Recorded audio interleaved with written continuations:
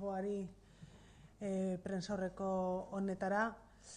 Eskerrak eman eta azaldu lehenik eta bain zergatik daude beraiek hemen eta zergatikan egiten dugun hirurok batera aurkezpena izan ere haurtxoko eta gaztelekuen edo haurretan erabentzako zerbitzuen indartze eta garatze lan hori foru aldundiak, diputazioak, Gipuzkoako foru aldundiak udaletxeekin elkarlanean eta sarean egiten dugun lana denez, hautatu ditugu bi udaletxe, tamaina eta mota desberdinekoak, uste bai dugu hiruen artean ordezkatzen ditugula edo representatzen ditugula gutxi gora bera proiektu honetan dauden udalerri guztiak.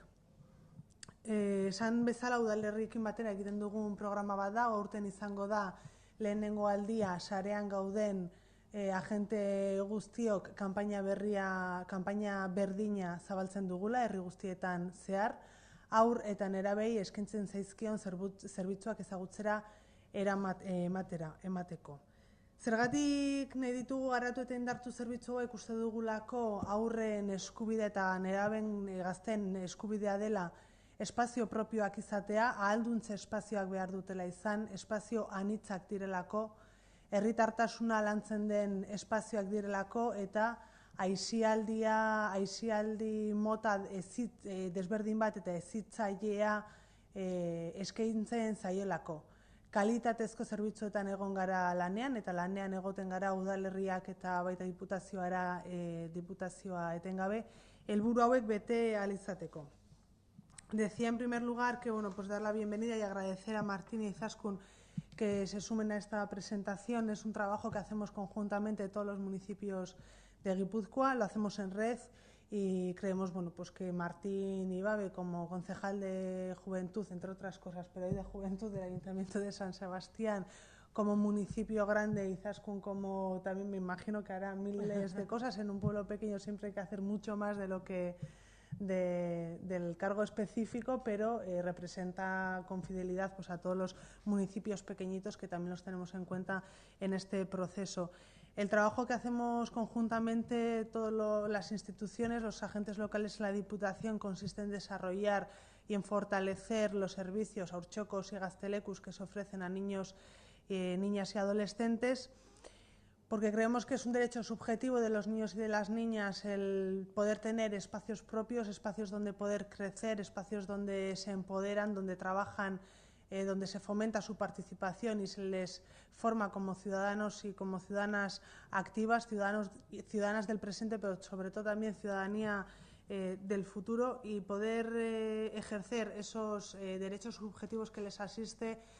Para eso hay que crear entornos amables y entornos adecuados a ellos y a ellas, y sobre todo trabajar en red lo hacemos para poder democratizar el acceso a ese conocimiento, a esos procesos de crecimiento, de participación, de empoderamiento de los niños y de las niñas que requieren de una red amplia y sobre todo llegar a todo el territorio y espacios donde todos los colectivos, niños, niñas, personas con diferente origen, que por razón social, económica, no pueden acceder a otro tipo de servicios, todos puedan encontrarse en estos servicios. La pluralidad les enriquece a todos y a todas y sobre todo garantiza que todos y todas pueden acceder al mismo tipo de formación y a un ocio educativo. Queremos presentar también, además de la campaña que vamos a hacer en todo el territorio, una campaña con una imagen común, un mensaje común, que viene a reivindicar el derecho de ese espacio de los niños y de las niñas en Guipúzcoa. Cada municipio, los 47 municipios que participan, tendrán su prospecto específico donde los niños y las niñas, las familias de ese entorno van a poder conocer qué servicios se les ofrecen, pero también podéis tener esa información en Guipúzcoa, en www.guipuzcoa.eus/haurtxokoak o /gaztelekuak. Antes de darles la palabra, para terminar, decir que son unos 100 haurtxokos y gaztelecus participando, 230 educadores y educadoras. Insistir también en que el perfil de las personas que van a asistir, a nuestros hijos y a nuestras hijas en estos espacios, es el más adecuado para ayudarles en ese proceso de crecimiento y son profesionales que garantizan la calidad del servicio. Y yo, sin más, pues le voy a pasar la palabra a Martín y nos presentas un poquito también la iniciativa. Eskerrik asko Goizane, egunon.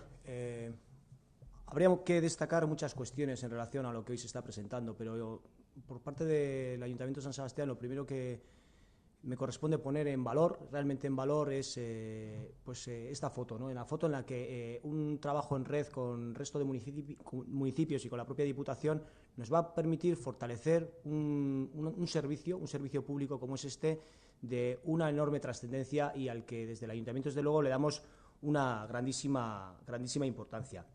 Nik esplikatuko dut zer den Donostian egiten duguna, zergatik, bueno, azkenean guk zati txiki bat gea, Goizanek esan duen bezala, 57 haurtxoko eta gazteleku izango dira aparte, eta guk gure sarean dauzkagu 16. 8 haurtxoko eta 8 gazteleku. Esan dudan bezala, 8 haurtxoko eta 8 gazteleku dira guztira Donostiako hirian zerbitzua eskaintzen dutenak. Eta nun daude finkatutak? Aieten, Amaran, Antiguon, Bidebietan, Egian, Grosen, Intxaurrondo eta Martutenen auzo hauetan daude momentuz. Eta esan nahi dut ere, 2018an altxan ere haurtxoko eta gazteleku berriak izango ditugula prest. Konkretuki, Bersolari Txirritako kalian izango dira bi zerbitzu berri hauek.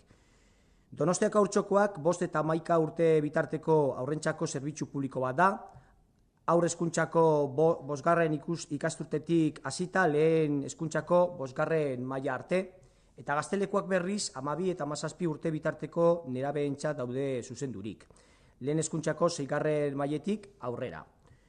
Donostiako haurtxoko eta gazteleko guztiak doakoak dira eta gehienak arratseldero irikitzen dira asteartetik larun batera. Aste honetan hasi gara kurso berriaren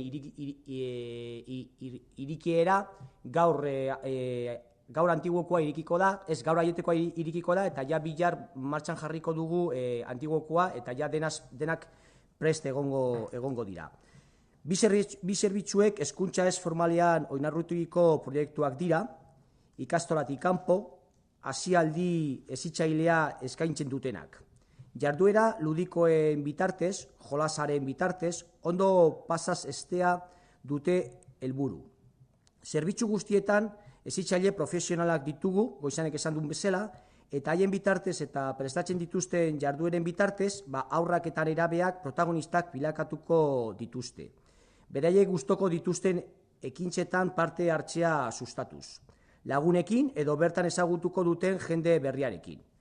Beraientzako eta beraiekin batera prestatutako espazioak dira, ondo pasatzen duten bitartean, balioak bereganatzen dituzte eta elkarbizitzen ikasten dute. Nosotros estamos, como he comentado, encantados de poder fortalecer este servicio y creemos sinceramente que la colaboración con la Diputación y con el resto de los ayuntamientos es un paso crucial adelante a la hora de poder dar un servicio realmente valorado muy positivamente por el propio ayuntamiento para todos los jóvenes, en el caso propio de San Sebastián, para todos los jóvenes y niños, adolescentes y niños del municipio de San Sebastián. No me voy a alargar mucho más, simplemente invitar a todos los jóvenes y a todos los adolescentes que conocen, ya saben un poco en qué consiste este servicio, y a todos aquellos que no lo conocen, bueno, pues a disfrutar del mismo, porque realmente que estoy convencido que les va a sorprender de una manera muy gratificante.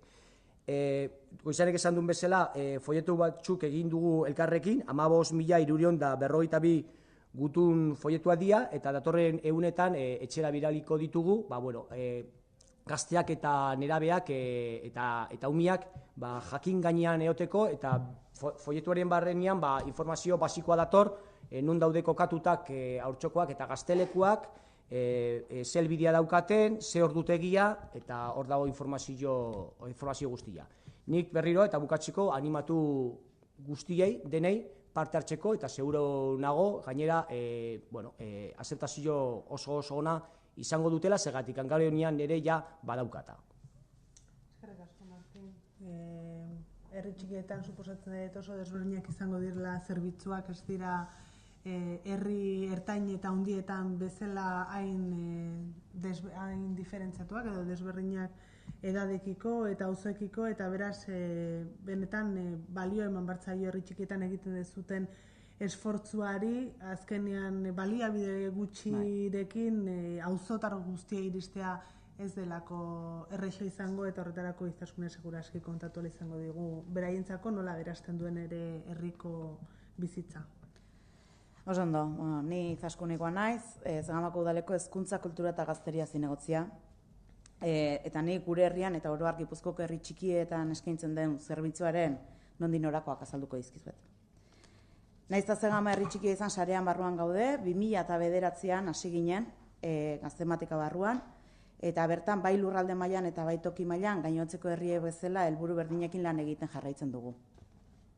PSZ edo herri txikietan haur nerabe eta gazteen ekimenak eta parte hartzea sustatzeko zerbitzua da.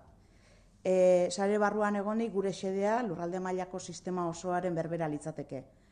Tokian tokiko haur nerabe eta gazteei eskaintza iraunkorra eskainiz, haien haurtzaro eta gaztetasunaz gozatzeko aukera egonkorra eta etengabea bermatzea da gure asmoa. Herri handitan bezala eta helburu berdinetan oinarrituta, Zegaman 3 adintarteei zuzendutako zerbitzua eskaintzen ditugu. Gure zerbitzuak, eta zuk esan duzun bezala herri txikiek handiek baino baliabide gutxiko dituztenez, sistema guzti hau gure realitatera egokitu dugu eta profesionalez kudeatutako zerbitzu hezitzaile eta kalitatezko bat eman ahal izatea lortu dugu. Zerbitzua hezkuntza heziketa asmoa duen planifikatutako eskaintza bada, gizartera eta hezkuntzarako proposamen bat. Era berean, zerbitzu hau 3 dimentsiok egituratzen dute. Batetik elkarguneak daude, bertan ekipatutako lokalak eta ekipamentuak. Bestetik jarduerak, ekintza eta eskaintza aberatsak daude. Eta azkenei bertan parte hartzen duten profesionalak, bai teknikariak, hezitzaileak eta geroz da herri txiki gehiago dira, sarean sartzen ari direnak, parte hartzea sustatzeko zerbitzua martxan jartzen dutenak. Azken aldi honetan gure inguruan adibidez, azken urteetan Segura eta Ormaiztegiko gaztelekuak aipatu ditzazket. Eta guztira, sare honetan dauden 13 herri txiki gera, PSZ zerbitzu hau eskaintzen dugunak. Eta ikasturte honi dagokionez, Zegamaren kasuan, gaztelekua edo nerabeen txokoa kurtso honetan irailaren amaieran jarriko da martxan. Aipatu dugun komunikazio kanpaina hori, foletoien edapena datorren astean egingo da, eta guztira 80 nerabei luzatuko zaie gutuna. Eta gero herrian zehar kartelak eta ere jarriko ditugu beste edozein gazte konturatzeko. Herriko gazteekin, nerabeak baino gaztexoekin, ere lanean jarraitzen dugu, herri mailan beraien parte hartzea sustatuz. Eta aurrei dagokionez, zerbitzu egonkor bat eskaintzeko aukerak ikusten ari gara. Ikasturte honetako gure erronka aurrentzako zerbitzua martxan jartzea da, edo jartzeko aukerak aztertzea eta proposamen bat garatzea. Bai udal mailan eta bai herri mailan. Eta nire adetik besterik ez, eskerrik asko. Bukatzeko eskerrak eman udalerri guztiei sarean egiten duzuten lanagatik. Para finalizar, agradecer a todos los municipios que participan en la red. Sin la participación de todos y de todas no sería posible democratizar el acceso a estos servicios, que recordar son servicios donde los niños y las niñas van a disfrutar, van a divertirse, van a conocer diferentes realidades, pero sobre todo son un proceso de empoderamiento para formar ciudadanos y ciudadanas críticas, que eso al mismo tiempo nos hace libres, y es una forma también de prevenir a futuro pues otro tipo de comportamientos o de conductas no deseables hacia nosotros o nosotras mismas, y en el fondo es lo que se ofrece y lo que se trabaja en estos haurtxokos, en los gaztelekus, en todos los puntos del territorio. Eta momentuz, besterik gabe, ez bada galderarik ero dagoela.